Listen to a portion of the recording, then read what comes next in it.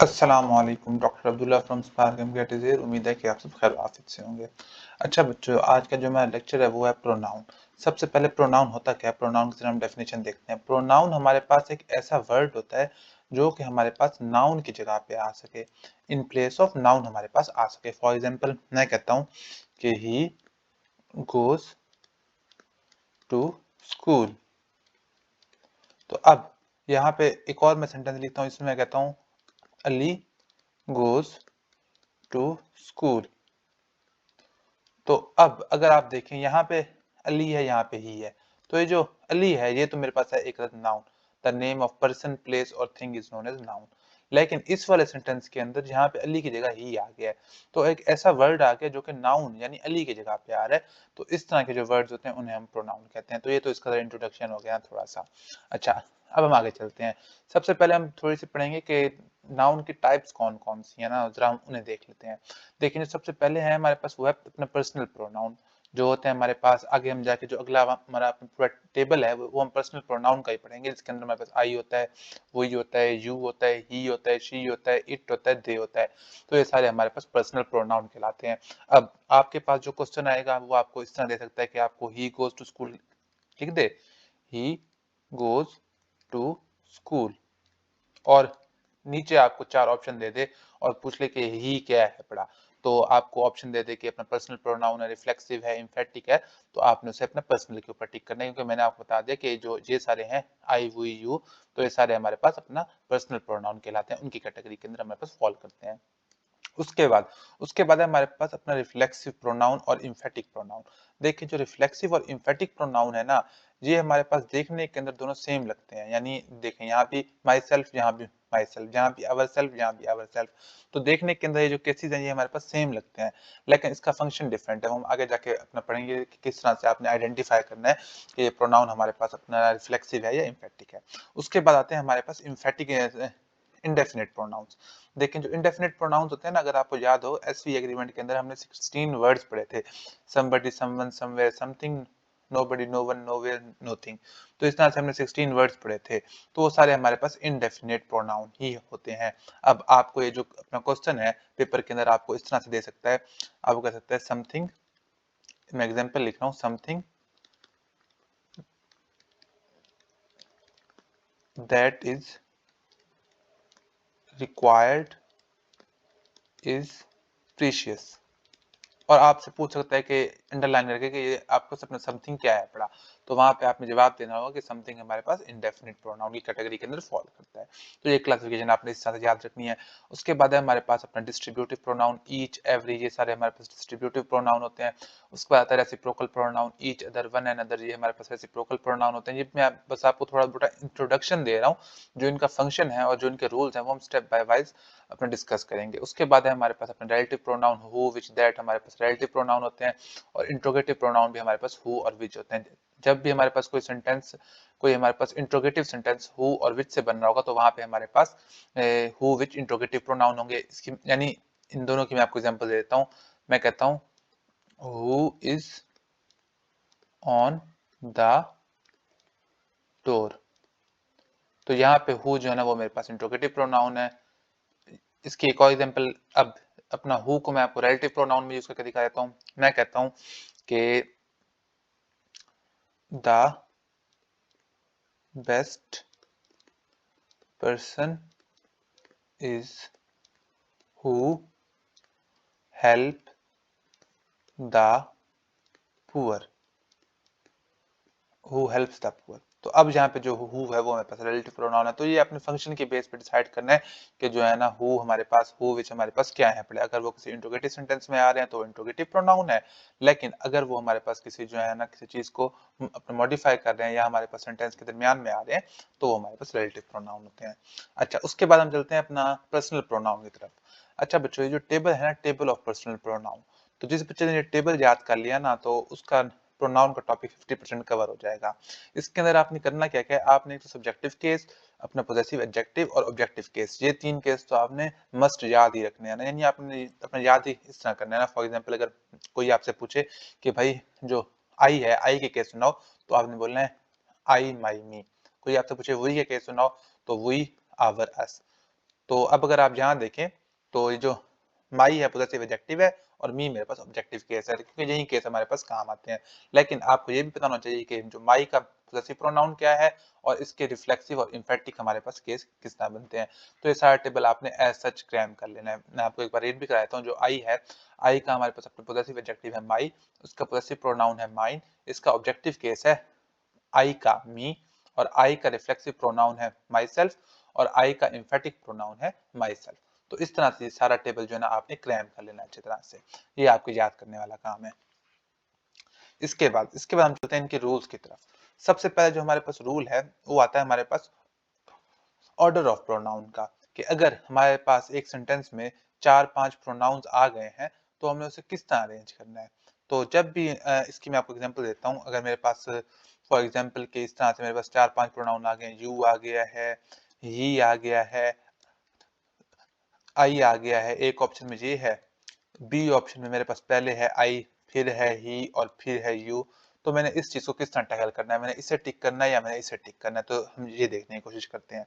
तो देखें, जब भी आपके पास इस तरह से प्रोनाउंस का ऑर्डर के बारे में रूल आ जाए ना, तो आपने देखना है सेंटेंस, कि सेंटेंस हमारे पास किस तरह का है। अगर सेंटेंस में कोई अच्छा काम हो रहा होगा तो फिर आपके पास ये वाला ऑर्डर फॉलो होगा। अगर कोई अपना बुरा काम हो रहा होगा तो फिर ये ऑर्डर फॉलो होगा। फॉर एग्जाम्पल अगर कोई अच्छा काम हो रहा होगा ना, तो उसके लिए हमारे पास ऑर्डर ऑफ प्रोनाउन होता है 2 3 1। यानी पहले हमारे पास सेकंड पर्सन आता है, फिर थर्ड पर्सन आता है और फिर फर्स्ट पर्सन आता है। ये पर्सन मैं आपको सॉरी मैं आपको बताना ही भूल गया ना। तो ये जो हमारे पास अपना पर्सन होते हैं ना, जो आई और वही है, ये हमारे पास फर्स्ट पर्सन होते हैं, यू हमारे पास सेकंड पर्सन, और ही शी इट और दे हमारे पास थर्ड पर्सन होते हैं। तो ये बात आपने याद रखनी है। तो अब अगर आपके पास कोई गुड जॉब आ जाए तो पहले सेकंड पर्सन, फिर फर्स्ट पर्सन, उसके बाद थर्ड पर्सन और फिर अपना फर्स्ट पर्सन। इसे आपने ऑर्डर से याद रखना है 2 3 1 के साथ। तो ये हमारे पास प्रोनाउन का ऑर्डर होता है फॉर गुड जॉब। तो यहाँ पे अगर आप देखें, you he and I help the poor, अब हमने गरीबों की हेल्प किए थे, अच्छा काम है। तो अच्छे काम के लिए हमने ये वाला ऑर्डर फॉलो करना है, सही है। अच्छा, इसके बाद हम आते हैं अपना बैड जॉब पे, कि अगर हमारे पास कोई बुरा काम आ गया, हम किसी को कोई अपना मार पीट कर रहे हैं, कोई गालम गलोच कर रहे हैं, कोई इस तरह का हम कोई काम कर रहे हैं, कोई हम चोरी चकारी कर रहे हैं, तो उसके लिए हमारे पास ऑर्डर ऑफ प्रोनाउन होता है। वो उसमें ये होता है कि जो 3 है ये हमारे पास वैसे का वैसे रहता है अपनी जगह पे, और 2 और 1 अपनी जगह इंटरचेंज कर जाते हैं। यानी पहले आएगा फर्स्ट पर्सन, फिर आएगा थर्ड पर्सन और फिर आएगा सेकंड पर्सन। जहां देखिए I he and you are punished in this case. तो जो आई है वो मेरे पास फर्स्ट पर्सन है, ही मेरे पास थर्ड पर्सन है और यू मेरे पास अपना सेकंड पर्सन है। तो बैड जॉब के लिए मेरे पास ये होता है। अच्छा, इसके अलावा एक और रूल है कि अगर तीनों प्रोनाउन हमारे पास प्लूरल आ जाए, जिस तरह इसके अंदर तो ये ही था हमारे पास सिंगुलर था, इसके अंदर ये ही था, ये हमारे पास सिंगुलर था, यहाँ पे जो आई था ये सिंगुलर था। तो अगर हमारे पास तीनों प्रोनाउन ही प्लूरल आ जाए, तो प्लूरल प्रोनाउन का हमारे पास जो अपना टेबल है, इस टेबल के अंदर हमारे पास सिर्फ 3 ही ऐसे प्रोनाउन है जो प्लूरल है। वो एक है वी, एक है यू और एक है दे। तो ये 3 हमारे पास प्रोनाउन प्लूरल है। अगर ये एक सेंटेंस में आ जाते हैं तो फिर आपने क्या करना है, अगर ये तीनों एक सेंटेंस में आ जाते हैं तो फिर आपने ये नहीं देखना कि हमारे पास जो है ना अपना गुड जॉब है या बैड जॉब है। तो उसके लिए आपने यही वाला ऑर्डर फॉलो करना है, 1 2 और 3। ये आपने कोई ये नहीं देखना कि हमारे पास अपना बैड जॉब है या अपना गुड जॉब है। देखें, we you and they are going to school. तो जब ये वाला ऑर्डर आ जाए, सारे प्रोनाउन प्लूरल आ जाए, तो आपने तरतीब वाइज पहले फर्स्ट पर्सन, फिर सेकंड पर्सन और फिर आपने थर्ड पर्सन लिखना है। तो आपने ये ऑर्डर फॉलो करना है। एक ये बात थी ऑर्डर ऑफ प्रोनाउन में।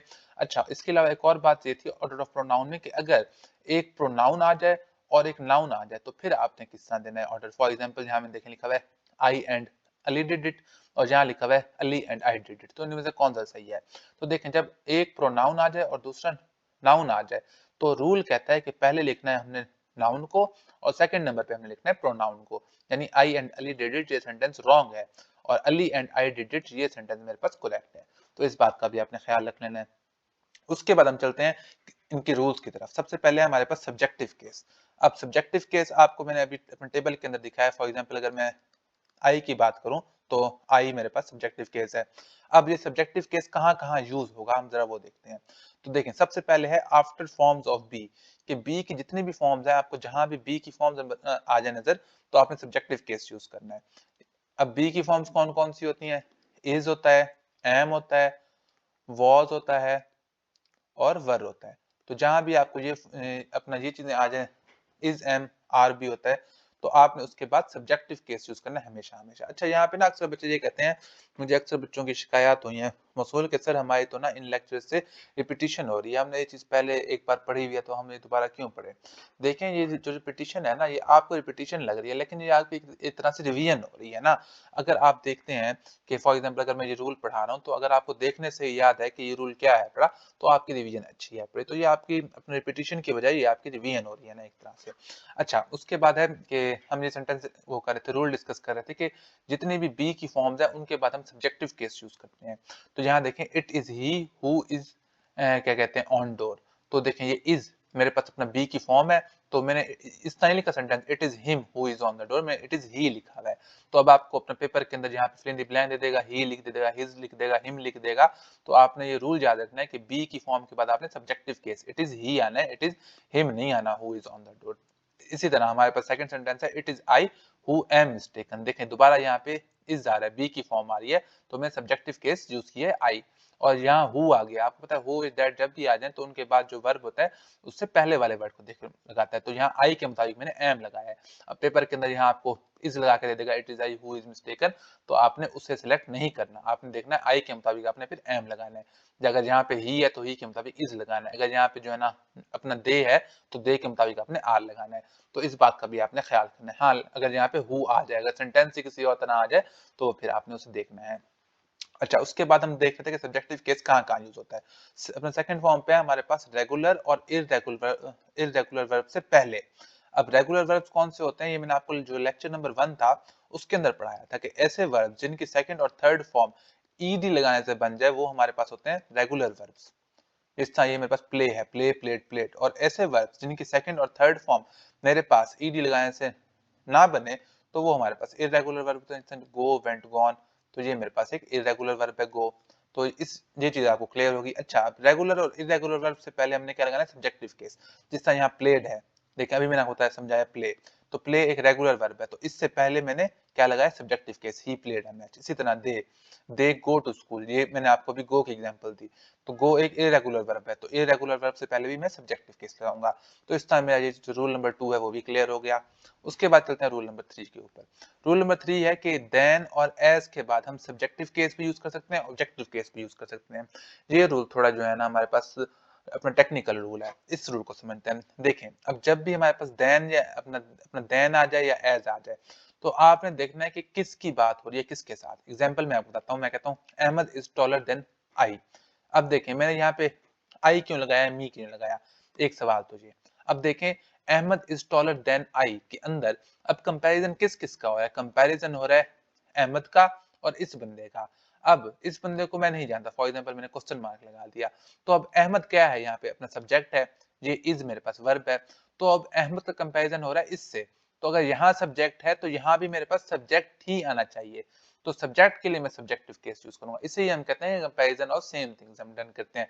अगर यहाँ सब्जेक्ट कंपैरिजन है तो यहाँ मैं सब्जेक्ट के साथ ही करूंगा ना, इससे कंपैरिजन। अब अहमद का कंपैरिजन हो रहा है तो अहमद सब्जेक्ट है, तो सब्जेक्ट का कंपैरिजन के लिए मुझे सब्जेक्टिव केस चाहिए, तो यहाँ पे मैं आई यूज करूंगा, मी यूज नहीं करूंगा। तो ये आपने देखना है कि किसका कंपैरिजन किसके साथ हो रहा है। अब इसी तरह मैंने यहाँ एक और एग्जांपल लिखी हुई है, he was happy with me than him. अब यहाँ देखें अगर आप, तो यहाँ पे हमारे पास अपना किस किस का कंपैरिजन हो रहा है, यहाँ पे कंपैरिजन हो रहा है मी का और हिम का। वो कह रहा है कि ही वाज हैप्पी, कि वो क्या कहते हैं उसकी बजाय मेरे साथ जो है ना खुश था।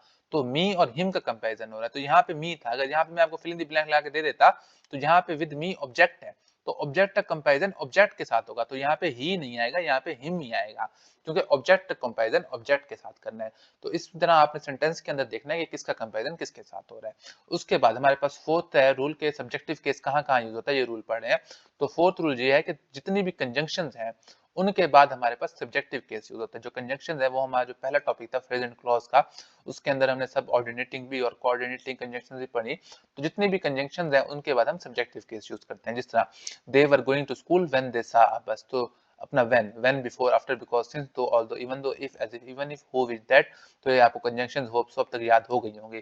तो ये मेरे पास एक कंजंक्शन है, तो उसके बाद मैंने दे लगाया है, और दे मेरे पास एक सब्जेक्टिव केस है जिसकी हमारे पास केसेस होते हैं दे, देयर और देम।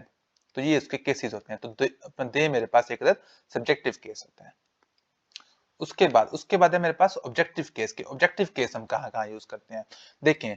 सब्जेक्टिव केस में मैंने कहा था कि रेगुलर और इरेगुलर वर्ब से पहले, तो ऑब्जेक्टिव केस में मैं कह रहा हूँ कि आफ्टर रेगुलर और इरेगुलर वर्ब के बाद हमने ऑब्जेक्टिव केस यूज करना है। Example, my father told me a story, तो टोल्ड यहाँ पे हमारे पास एक वर्ब है, तो वर्ब के बाद देखिए मैंने यहाँ पे मी लगाया हुआ है, मैंने यहाँ पे आई नहीं लगाया हुआ।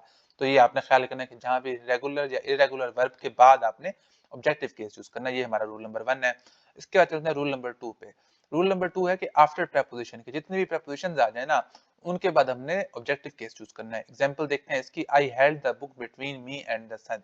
तो बिटवीन यहाँ पे मेरे पास एक प्रेपोजिशन है, तो प्रेपोजिशन के बाद मैंने मी लगाया हुआ है, जो कि एक ऑब्जेक्टिव केस है, पढ़ा मी एंड द सन। अच्छा, ये सेंटेंस ना कभी कभी इस तरह भी आ सकता है, I held the book between the son and me, तो इस तरह भी आता है। तो अगर ये सेंटेंस आए तो इस तरह से सेंटेंस गलत है। आपने मी को लिखना है पहले और सन को लिखना है बाद में। क्यों? क्योंकि यहाँ पे ये रूल फॉलो होगा कि बिटवीन के फौरन बाद ऑब्जेक्टिव केस आएगा। तो अगर ऑब्जेक्टिव केस अगर आप जहां लगा देंगे तो वो एंड में चला जाएगा। तो आपने इस बात का ख्याल करना है कि अगर आपके पास जो है ना इस तरह से आया हुआ है, तो आपने फिर वो वाला रूल फॉलो नहीं करना कि सर ने कहा था पहले आएगा नाउन और फिर आएगा प्रोनाउन, तो फिर आपने ये वाला केस फॉलो नहीं करना अगर पहले की आई हुई है, प्रेपोजिशन आई हुई है। अगर पहले प्रेपोजिशन आई हुई है तो पहले ये वाला रूल फॉलो फुलफिल होगा, ऑब्जेक्टिव केस वाला। उसके बाद फिर हमारे पास नाउन आएगा।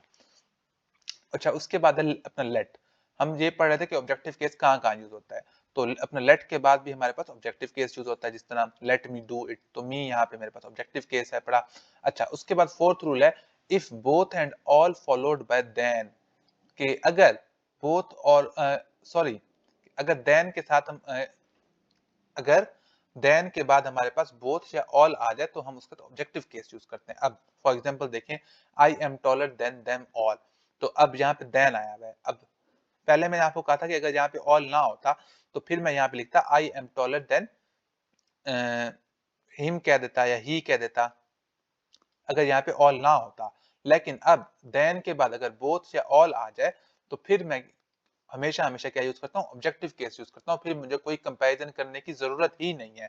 तो अब यहाँ पे ऑल आया हुआ है, तो फिर यहाँ पे मैंने अपना देम लिखना है या हिम लिखना है। तो इस तरह से ये रूल भी मेरा क्लियर होगा कि अगर देन के बाद बोथ से ऑल आ जाए तो फिर आपने कुछ नहीं देखना, आपने चुप करके ऑब्जेक्टिव केस लगा देना है।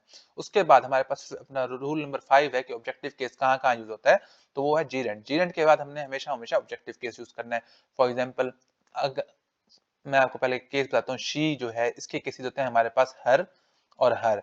तो हर इसका अपना पॉजेसिव एडजेक्टिव भी है और ऑब्जेक्टिव केस भी है। तो मैं कहता हूँ talking her was a pleasant experience.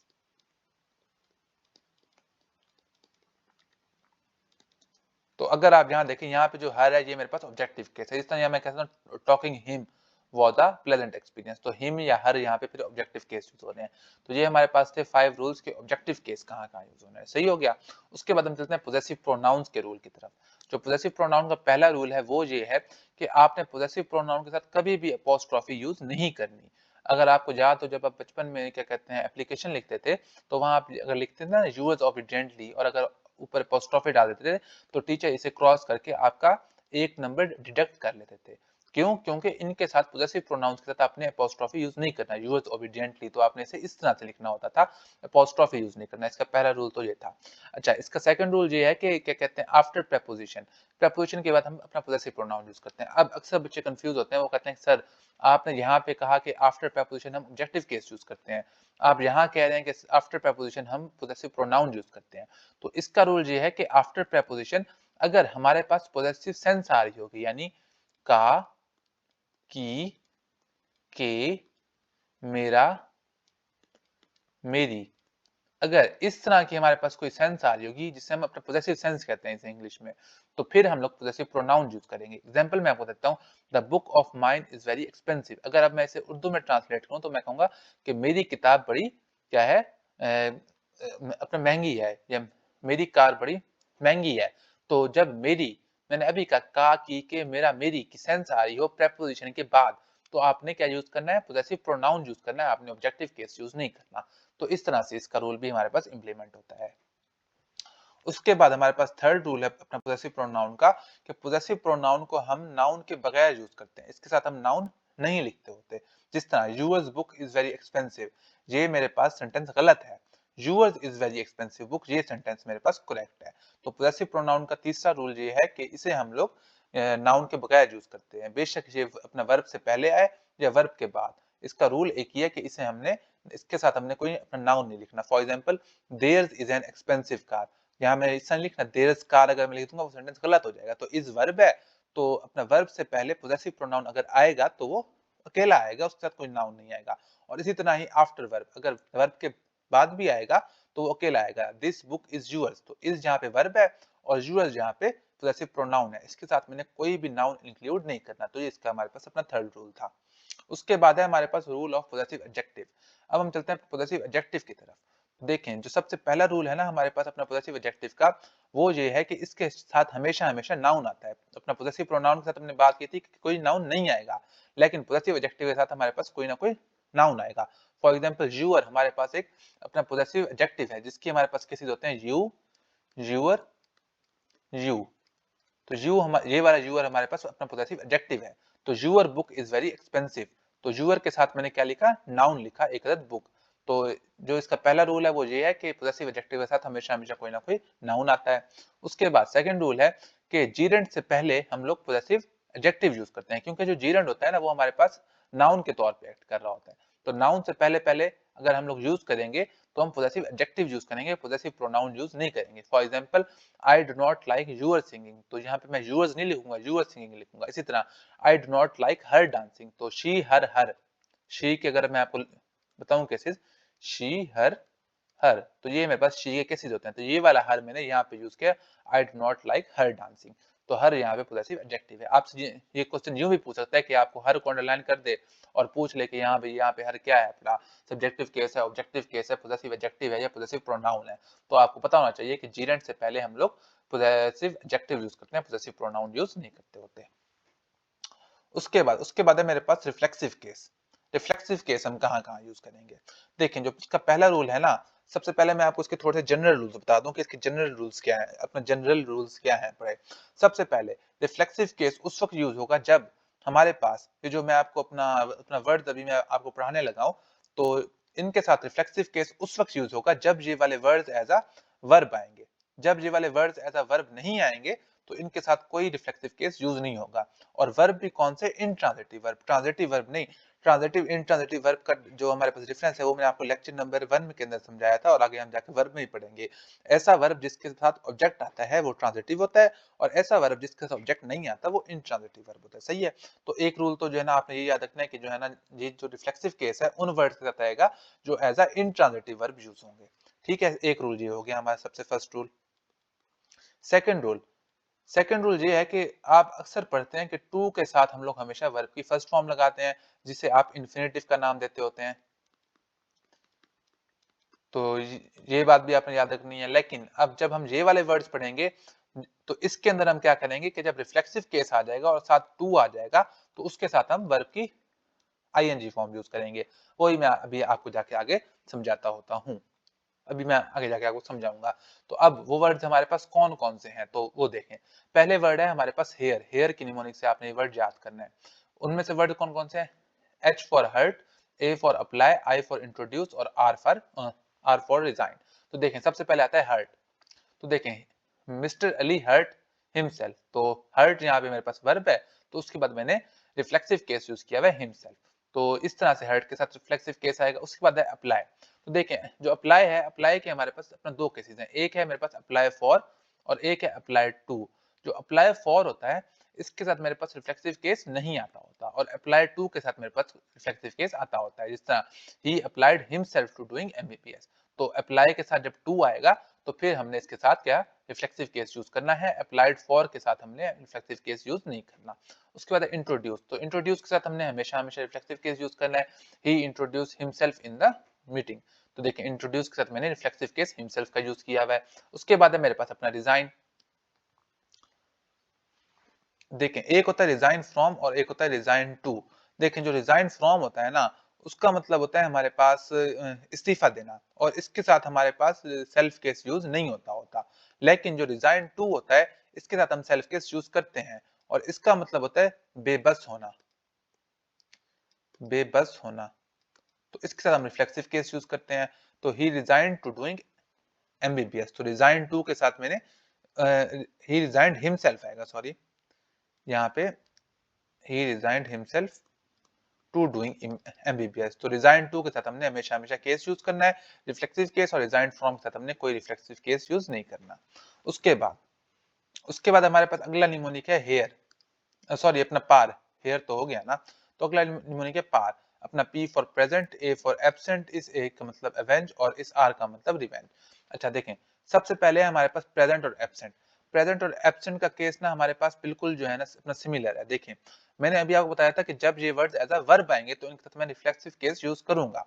तो देखें, he presented himself in the class, तो प्रेजेंटेड यहाँ पे वर्ब है और प्रेजेंट का वर्ब जब एज अ वर्ब आएगा तो मैंने रिफ्लेक्सिव केस हिमसेल्फ यूज किया। लेकिन जो ये वाला सेंटेंस है he was present in the class, देखें यहाँ पे वाज वर्ब है और प्रेजेंट यहाँ पे मेरे पास अपना सब्जेक्ट कॉम्प्लीमेंट है। तो यहाँ पे प्रेजेंट का वर्ब एज अ अपना वर्ब नहीं आ रहा। तो जब ये वर्ड एज अ वर्ब नहीं आएगा तो इसके साथ मैं रिफ्लेक्सिव केस यूज नहीं करूंगा। ये बात मैंने आपको स्टार्ट के अंदर ही समझाई थी। और सेम केस है मेरे पास एब्सेंट के साथ। He was absent from the school, यहाँ पे जो वाज है ये वर्ब है, तो इसलिए जो मैंने रिफ्लेक्सिव केस यूज नहीं किया। लेकिन ही एब्सेंटेड हिमसेल्फ फ्रॉम द कॉलेज, ही मेरे पास सब्जेक्ट है और एब्सेंटेड वर्ब है। तो जब एब्सेंट का वर्ड एज अ वर्ब आएगा तो फिर मैंने रिफ्लेक्सिव केस हिमसेल्फ के साथ यूज किया हुआ है। तो ये बात भी आपने याद रखनी है कि जब ये वाले वर्ड्स एज अ वर्ब आएंगे तो फिर ही आपने इनके साथ वो यूज करना है, रिफ्लेक्सिव केस यूज करना है, अदरवाइज आपने इनके साथ रिफ्लेक्सिव केस यूज नहीं करना। उसके बाद है हमारे पास अवेंज और रिवेंज। देखें, जो अवेंज और रिवेंज है ना, इनका भी हमारे पास जो केस है वो बिल्कुल अपना सिमिलर है, वो मैं आपको समझा देता हूँ। देखें, जब भी अवेंज और रिवेंज के बाद कोई बंदा आएगा तो उसके साथ एक तो प्रेपोजिशन हम लगाएंगे ऑन और उसके साथ हम सेल्फ केस भी यूज करेंगे। ठीक है, एक तो इसकी ये है अपना पॉसिबिलिटी। अगर अवेंज रिवेंज के बाद कोई हमारे पास अपना बंदा नहीं आएगा, कोई चीज आएगी या कोई नॉन लिविंग थिंग आएगा या कोई वर्ब आएगा, तो फिर हम इसके साथ रिफ्लेक्सिव केस यूज नहीं करेंगे और ना ही हम इनके साथ प्रेपोजिशन लगाएंगे। No preposition, no reflexive case. तो ये हमारे पास अपना दो रूल्स हैं। अब मैंने आपको अप्लाई करके दिखाता हूं। मैं कहता हूं he avenged himself on his friends murderer.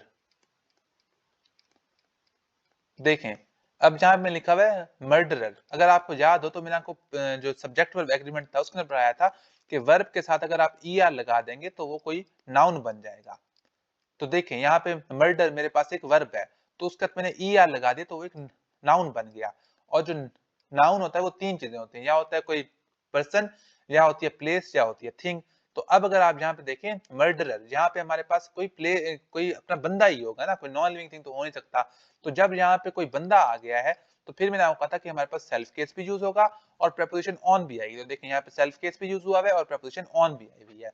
लेकिन जब हमारे पास कोई नॉन लिविंग थिंग होगी या कोई वर्ब आएगा तो ना प्रेपोजिशन यूज होगी ना रिफ्लेक्सिव केस यूज होगा। एग्जाम्पल मैं कहता हूं ही रिवेंज्ड हिज फ्रेंड्स मर्डर। तो देखें, मर्डर का वर्ड यहाँ पे मेरे पास ऐसा वर्ब आया हुआ है। तो अब यहाँ पे मर्डर अपना क्या कहते हैं, अपना कत्ल को कहते हैं। तो कत्ल कोई चीज है, यहाँ पे क्या था, अपना मर्डरर था, कत्ल करने वाला था, तो वहां पे अपना बंदा था। तो जहाँ पे बंदा था वहां पे सेल्फ केस आया। लेकिन जहाँ पे कोई चीज है ना ही वहां पे प्रेपोजिशन आई और ना ही वहां पे सेल्फ केस आया। तो ये चीजें आपने अवेंज और रिवेंज के अंदर याद रखनी है। उसके बाद हमारे जो अपना वर्ड्स चल रहे थे, हमारा हेयर भी हो गया और पार भी हो गया। एक हमने अपना निमोनिक पढ़ा हेयर और एक हमने निमोनिक पढ़ा पार का। उसके बाद जो हमारे पास अपना थर्ड है वो है BEEP. B for busy, E for enjoy, इस ई का मतलब एक्सर्ट और पी का मतलब प्राइड। तो इनके साथ भी हमने सेल्फ केस यूज करना भी है और नहीं भी करना। इनकी हम देखते हैं पॉसिबिलिटीज। अपना बिजी, जब भी बिजी का वर्ड एज अ वर्ब आएगा तो इसके साथ हमने सेल्फ केस यूज करना है। ही बिजीड हिमसेल्फ इन द क्लास। तो देखें, अपना बिजी के साथ हम इन भी यूज करते हैं, विद भी यूज करते हैं, लेकिन जो इन के प्रपोजिशन है वो अपना ज्यादा सही है। अगर इन का ऑप्शन ना हो तो फिर आप अपना विद भी यूज कर सकते हैं, लेकिन अगर आपके पास अपना दोनों ऑप्शन है तो आपने इन को प्रेफर करना है, विद को आपने प्रेफर नहीं करना। तो देखिए यहाँ पे जो हमारे पास अपना बिजी था वो एज अ वर्ब था, he was busy in the class. अब यहाँ पे जो वाज है ये वर्ब है, बिजी यहाँ पे मेरे पास अपना एडजेक्टिव है या सब्जेक्ट कॉम्प्लीमेंट है, तो वो हमारे पास एज अ वर्ब नहीं है। तो जब बिजी का वर्ड एज अ वर्ब नहीं होगा तो हम सेल्फ केस भी यूज नहीं करेंगे। तो इस तरह से यहाँ पे सेल्फ केस नहीं है। उसके बाद है मेरे पास एंजॉय। तो देखें, ही enjoyed himself in the party, he enjoyed with his friends in the party। तो एक जगह मैंने सेल्फ केस लगाया है, एक जगह सेल्फ केस नहीं लगाया। इसकी क्या वजह है? देखें, he enjoyed himself in the party में ये in the party मेरे पास क्या है? एक अदद एडवर्ब है कि उसने कहां पे एंजॉय किया? अपने पार्टी में एंजॉय किया। लेकिन he enjoyed with his friends in the party, अब यहाँ पे his friends enjoy का ऑब्जेक्ट बन गए हैं। तो स्टार्ट में मैंने बात की थी, अब जहां पे एंजॉय के बाद ऑब्जेक्ट नहीं है तो एंजॉय क्या है? इंट्रांजिटिव वर्ब है। और जहां पे एंजॉय के बाद ऑब्जेक्ट है तो एंजॉय क्या है? ट्रांजिटिव वर्ब है। तो अभी मैंने आपको स्टार्ट में कहा था कि रिफ्लेक्सिव केस इंट्रांजिटिव वर्ब के साथ आएगा, ट्रांजिटिव वर्ब के साथ नहीं आएगा। तो इस वजह से मैंने यहाँ पे कोई रिफ्लेक्सिव केस नहीं लगाया और यहाँ पे मैंने रिफ्लेक्सिव केस हिमसेल्फ लगाया है। तो इस चीज का भी आपने ख्याल करना है। उसके बाद है हमारे पास एक्सर्ट। देखिए, जो एक्सर्ट का वर्ड है उसके साथ भी हमें अपना सेल्फ केस आएगा, you need to exert yourself. तो देखिए यहाँ पे टू मेरे पास क्या कहते हैं? प्रपोजिशन है, और यहाँ पे मेरे पास क्या कहते हैं? सॉरी, टू यहाँ पे इन्फिनिटिव मार्कर है और एक्सर्ट यहाँ पे मेरे पास वर्ब की फर्स्ट फॉर्म है। तो इसके साथ मैंने अपना सेल्फ केस लगाया हुआ है, योरसेल्फ। उसके बाद है मेरे पास प्राइड। देखें, एक होता है मेरे पास प्राइड इन और एक होता है प्राइड ऑन। देखें, जो प्राइड इन होता है ना उसके साथ मैं सेल्फ केस यूज नहीं करता, और जो प्राइड ऑन होता है उसका हम सेल्फ केस यूज करते हैं। देखें, he pride himself on doing MBBS, तो ऑन आया तो मैंने सेल्फ केस यूज किया है। I take pride in doing MBBS, तो जब भी प्राइड के साथ इन आएगा तो मैं सेल्फ केस यूज नहीं करूंगा। तो यही बात भी आपने ख्याल रखनी है। उसके बाद हमारे पास है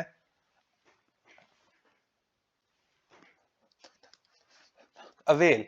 अवेल के वर्ड के साथ हम हमेशा हमेशा अपना सेल्फ केस यूज करेंगे। He availed himself of his chance. तो देखें, अवेल के साथ मैंने हिमसेल्फ यूज किया। उसके बाद है मेरे पास amuse. The children amuse themselves. तो देखें, अम्यूज के साथ मैंने देमसेल्व्स एक रिफ्लेक्सिव केस यूज किया। उसके बाद है एक्विट। देखें, जो एक्विट का वर्ड है इसके साथ सेल्फ केस यूज होगा भी सही और नहीं भी होगा।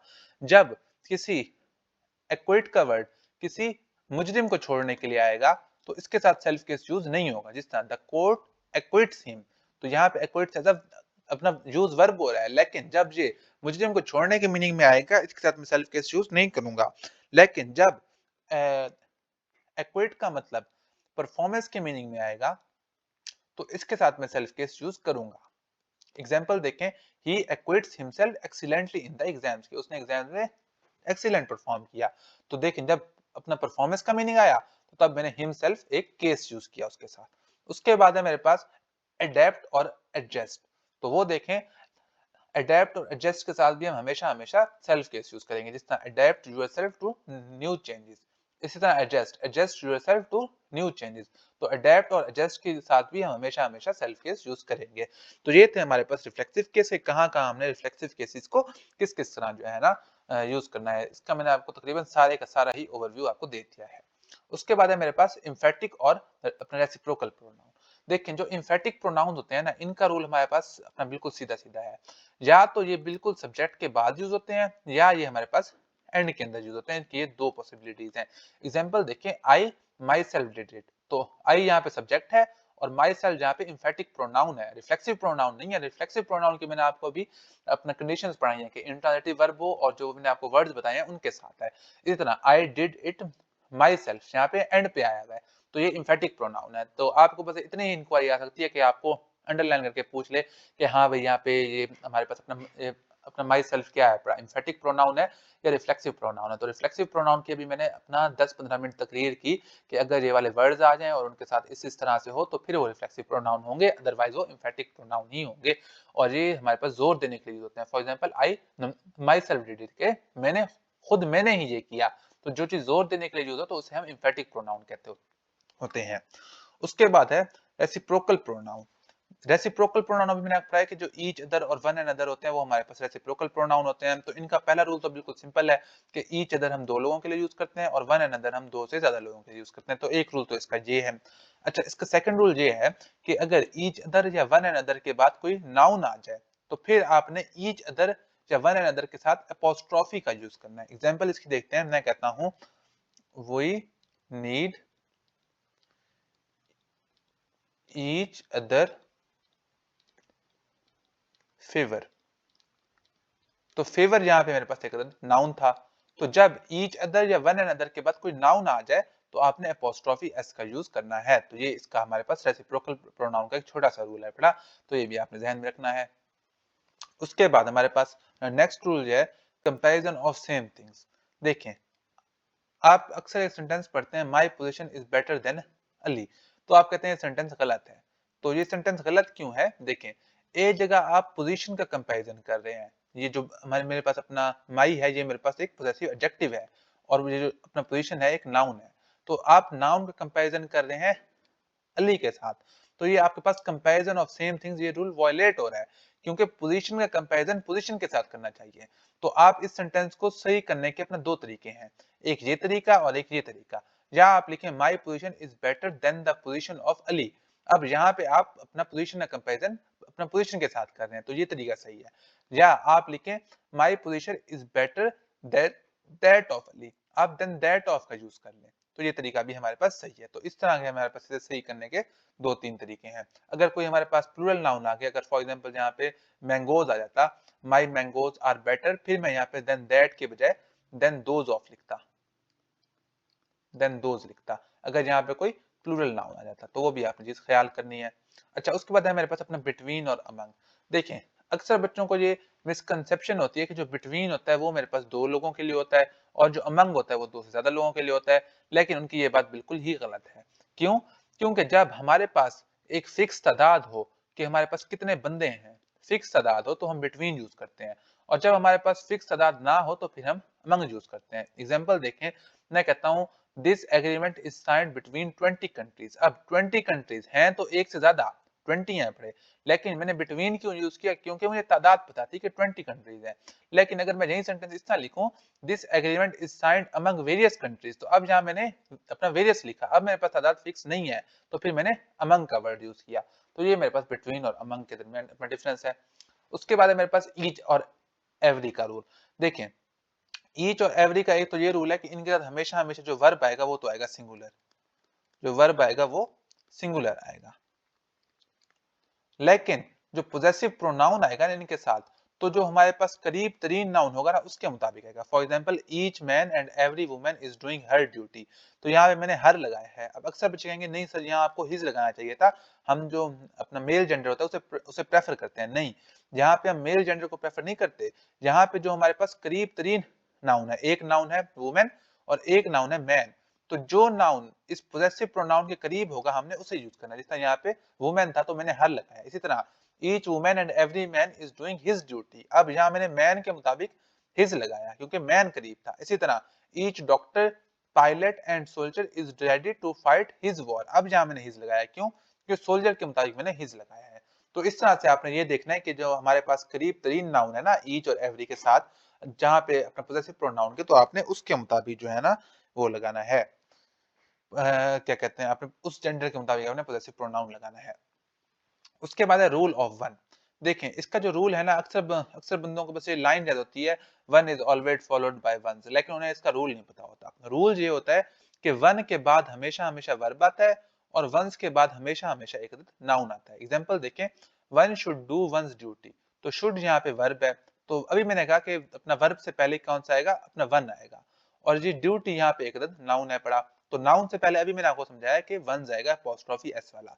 इसी तरह एक और एग्जांपल में लिखी हुई है one's aim can be achieved if one remains true to his word, so remains, तो remains यहाँ पे मेरे पास एक लिंकिंग वर्ब है, ये मैंने आपको सिंगल वर्ड चॉइस में पढ़ाया था। तो वर्ब से पहले मेरे पास अपना वन आता है, तो ये देखें वर्ब से पहले मेरे पास अपना वन आता है, लेकिन एम मेरे पास एक नाउन है, तो नाउन से पहले मेरे पास वंस आता है। अच्छा, यहाँ पे मैंने आपको वंस एक ये भी पढ़ाया था सिंगल वर्ड चॉइस में वंस, तो ये मैंने कहा था आपने उस वक्त यूज करना है जब आपने एक लिखना हो। फॉर एग्जाम्पल मैं कहता हूँ कि 4 ones are written on the blackboard, तो फिर आप ये वाला वंस यूज करेंगे उसके लिए, बगैर अपोस्ट्रोफी वाला। तो ये वाला वंस एक यानी एक लिखने के लिए यूज होता है वंस, तो ये उसके लिए यूज होता है। तो ये इस तरह से वन अपोस्ट्रोफी वाला वंस और अपोस्ट्रोफी के बगैर वाला वंस, इसका रूल भी आपको क्लियर हो गया। उसके बाद है हमारे पास लास्ट टॉपिक हमारा रिलेटिव प्रोनाउन, कि रिलेटिव प्रोनाउन को हमने किस तरह यूज करना है, और ये आपका बड़ा ही इंपॉर्टेंट टॉपिक है। आपके फाइनल एग्जाम में इसी के अंदर ही से ही हमारे पास क्वेश्चंस आते हैं। तो सबसे पहले हमारे पास अपने पर्सन्स के लिए, पर्सन्स के लिए हम हु का यूज करते हैं, रिलेटिव प्रोनाउन हु का।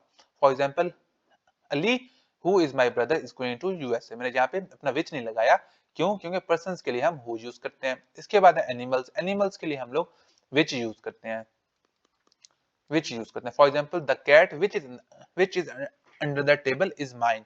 तो यहाँ देखें जो माइन है, ये अगर आपको अगर याद आया हो तो ये मेरे पास एक पॉजेसिव प्रोनाउन है। तो वर्ब के बाद मैंने माइन लिखा है, अकेला लिखा है, साथ मैंने कैट नहीं लिखा। तो ये बात भी आपको यहाँ से अपना समझ आ ही गई होगी। अच्छा देखिए, यहाँ पे जो कैट के लिए मैंने विच यूज किया, क्यों? क्योंकि एनिमल्स के लिए हम विच यूज करते हैं। जो थर्ड रूल है वो बड़ा इंपॉर्टेंट है, वो ये है कि अगर हमारे पास एनिमल और पर्सन कंबाइन आ जाए तो फिर हम उसके लिए भी क्या कहते हैं, अपना वो यूज करते हैं, दैट यूज करते हैं। Example, the man and his dog that were going on the road met with an accident.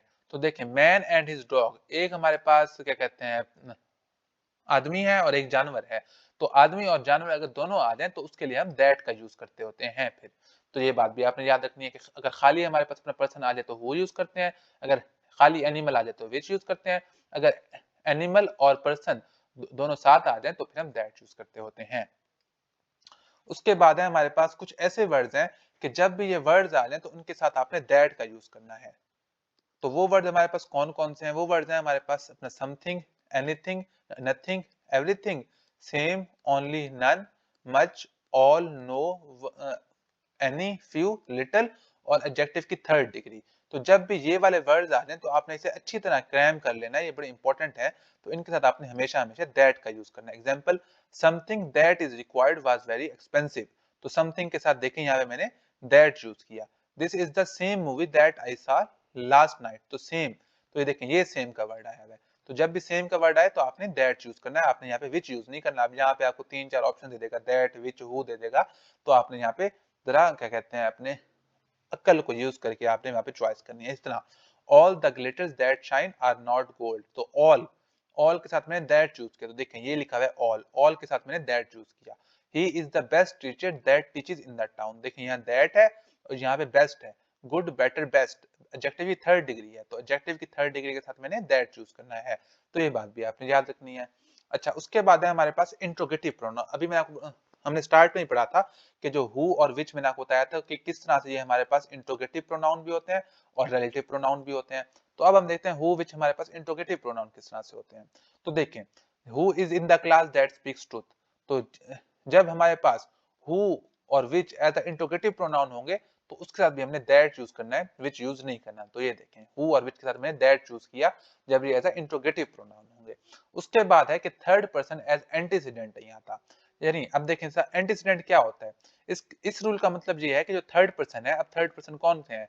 दे हो गया हमारे पास, ही हो गया। तो कभी भी सेंटेंस अगर इनसे स्टार्ट हो और बाद में हमारे पास हु आ जाए, विच आ जाए, तो वो सेंटेंस हमारे पास रॉन्ग होगा, क्योंकि ये हमारे पास एज एंटीसीडेंट यूज नहीं होते।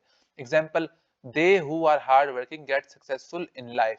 तो अब देखें, दे थर्ड पर्सन है, तो थर्ड पर्सन के बाद अगर सेंटेंस थर्ड पर्सन से स्टार्ट हो रहा है उसके बाद हु आ रहा है, तो वो सेंटेंस हमारे पास गलत है। क्यों? क्योंकि थर्ड पर्सन हमारे पास एज एंटीसीडेंट यूज नहीं होता। एंटीसीडेंट मैंने आपको बताया था कि relative pronoun take the verb according to antecedent, जो उनसे पिछले वाला वर्ड होता है। तो कभी भी आपने थर्ड पर्सन के साथ हु विद दैट के साथ सेंटेंस का आगाज नहीं करना। उसके बाद हमारे पास लास्ट स्लाइड है, वो है विच की। ये लास्ट स्लाइड है ना, एक मिनट, हाँ जी, ये हमारे पास लास्ट स्लाइड है विच की, कि विच का हमने कहाँ कहाँ यूज करना है। देखें, एक तो जब हमारे पास सेंटेंस ऑफ से शुरू होगा तो फिर आपने क्या कहते हैं उसके अंदर जब चॉइस करनी हो। अच्छा देखें, जब भी आपके पास सेंटेंस ऑफ से स्टार्ट होगा तो उसके अपने दो रूल हैं। एक ये कि आपने उसके साथ अपना दा लगाना है, वहां पे आपने एडजेक्टिव की सेकंड डिग्री यूज करनी है और आपने दा लगाना है। ये रूल तो मैं आपको आगे जाके एडजेक्टिव में ही पढ़ाऊंगा। लेकिन यहाँ पे जो हम रूल पढ़ रहे हैं वो ये पढ़ रहे हैं कि अगर हम चॉइस कर रहे हैं तो चॉइस के लिए हम लोग विच यूज करते हैं, हु का यूज नहीं करते। For example of the two brothers which is the better player, तो ये सेंटेंस गलत है, सॉरी सही है। और of the two brothers who is a better player, ये सेंटेंस मेरे पास रॉन्ग है। क्यों? क्योंकि जब हम चॉइस करते हैं तो हम विच यूज करते हैं, हु यूज नहीं करते। अच्छा, इसके बाद हमारे पास अपना सेकंड रूल ये है कि जब हम दो चीजों को अपने डिस्टिंग्विश करते हैं तो फिर भी हम उस वक्त विच यूज करते हैं। Example, the two brothers were so alike that I can not tell who is who, ये सेंटेंस रॉन्ग है। क्यों? क्योंकि चॉइस के लिए हम विच यूज करते हैं। तो इसका करेक्ट फॉर्म ये होगी, द टू ब्रदर्स आर क्या कहते हैं अपना, we're so alike that I can not tell which is which. तो जब भी आप चॉइस करें या अपना डिस्टिंग्विश करें तो आपने हु नहीं यूज करना, आपने विच यूज करना है। तो ये था हमारे पास प्रोनाउन का one short revision lecture. Hope so आप लोगों को ये लेक्चर समझ आया होगा। तो जिन बच्चों ने पहले हमारे क्या कहते हैं कंप्लीट जो है ना अपने टॉपिक वाइज लेक्चर लिए हुए हैं उनके लिए रिवीजन हो गई, और जिन बच्चों ने सिर्फ वन शॉर्ट अपना रिवीजन जो लेक्चर्स लिए हुए हैं तो उन्हें ये आइडिया हो गया होगा कि उन्हें ये टॉपिक किस हद तक आता है और उन्हें इसके अंदर कितनी मजीद मेहनत करने की जरूरत है। तो ये था हमारा आज का लेक्चर। होप सो आप लोगों को ये लेक्चर समझ आया होगा। मिलते हैं हमारे नेक्स्ट लेक्चर में, तब तक के लिए अल्लाह हाफिज।